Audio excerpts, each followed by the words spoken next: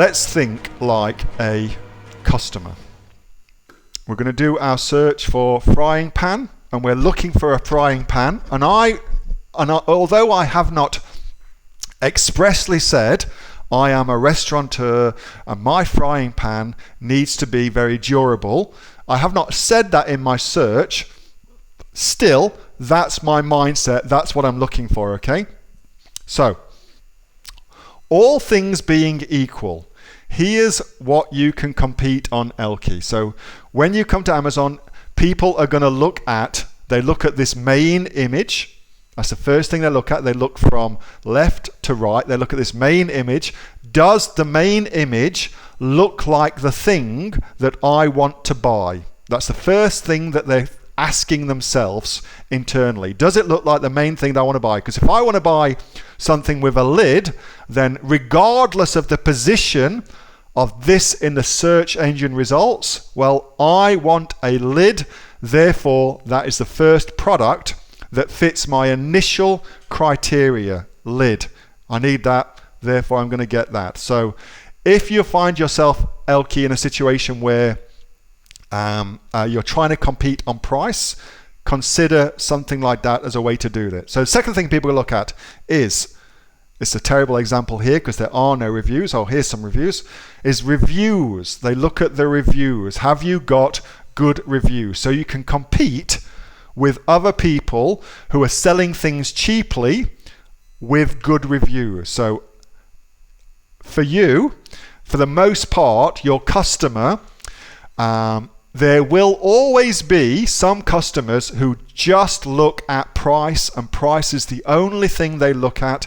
And if that's your customer, then you have to compete on price, and frankly, that's a terrible place to be.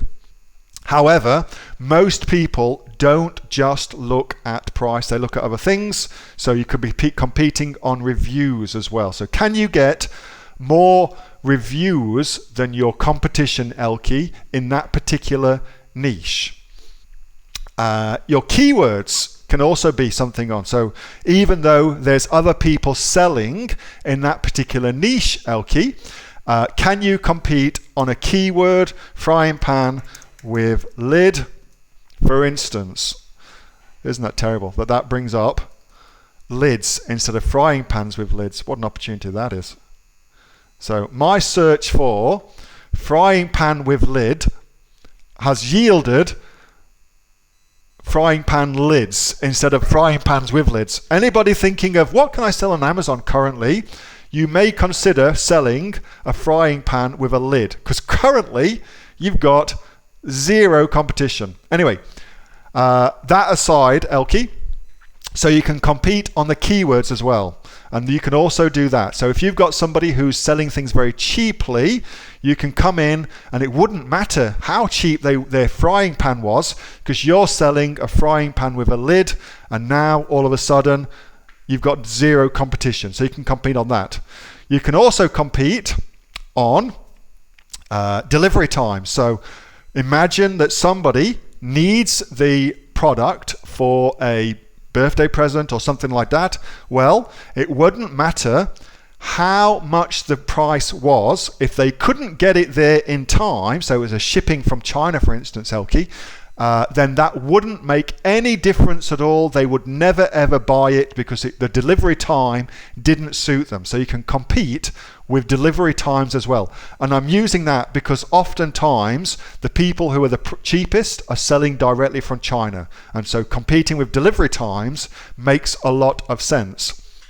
You can also, of course, compete with packaging by making it look fantastic, or you can put it actually into packaging. In fact, Kate Ingham is a brilliant example of that. Kate did $32,000 in sales over Christmas, all thanks to very, very clever marketing and targeting grandparents buying gifts for their kids. And it worked really, really well because she thought it through and then executed on her plan and packaged her product so that the product was perfect as a gift. And so you can compete on that, Elky, as well. You can also compete on bundling. So I'm just thinking of ways here where it wouldn't matter what the price of something was, because clearly that's $26 and that's $72, okay? So that's a huge difference in price, but you can still compete because this one here has got the lid, and if I need a lid, then that's what I'm going to go with. I'm going to go with that one. What else can you compete on? You can compete on the actual way the image listing is done. So this is not so great because you can't actually read that, and that's actually a very, very good point for me to raise, although it's a terrible time to do it, but we might as well show you that now. So here's the listing, and look how fabulous that looks. Oh, look, it's induction cooker and gas, and that's great, and I can read that now. Now I can read it, but when it's actually in the SERPs, in this page here, well, I don't know about you, but I can't read that. Induction cooker and gas just looks like scribbledy gobbledygook. Can't read it at all, and I don't know that that's an induction cooker, and I don't know that that flame means gas. I don't know that. Stupid boy that I am.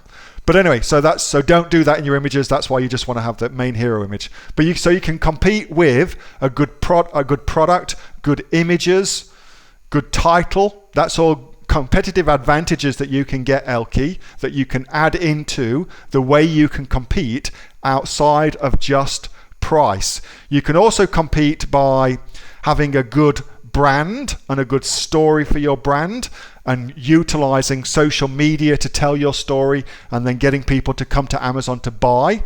That puts you in a whole new market all by yourself.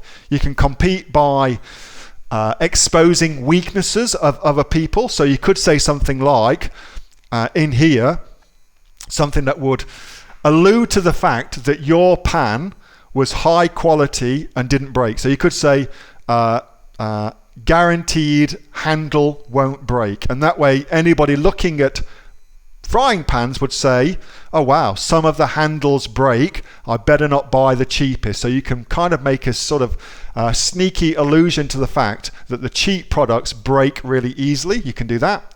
I've used that very, very successfully. So there's lots of other ways to compete, Elke. The bottom line is this: if all you're trying to compete on is price, you will lose. You will lose. If that's all you've got, then get out of it, go and figure something else out, because you will not win on price, and it is a terrible, terrible strategy for your business to only compete on price. That's not going to get you where you want to go to. So think about much more of your product and going into much different areas of your product to give you a unique competitive advantage, Elke. Hey, Neil here. Just before you go away, that was a question that I got asked on my regular Monday night Q&A session, which I have with the members of the Aussie Online Entrepreneurs. So if you're interested in joining us as an Aussie Online Entrepreneurs, then you can click on the link below to find out a lot more about that. And also, as a special thank you for watching this video, I've got a great book that I want to give you for free. It's a current bestseller on Amazon, and it teaches you everything that you would need to know about starting a business here in Australia on Amazon. So you can see that just up there.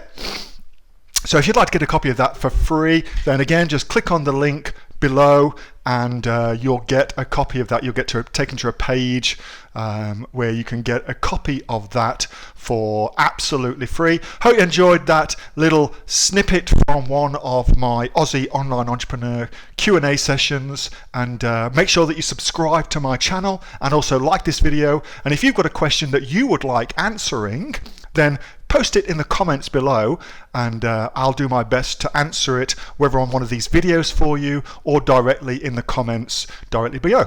All right, thanks so much for watching, and I'll catch you next time on the next of the Aussie Online Entrepreneurs Amazon FBA Australia videos. See you soon.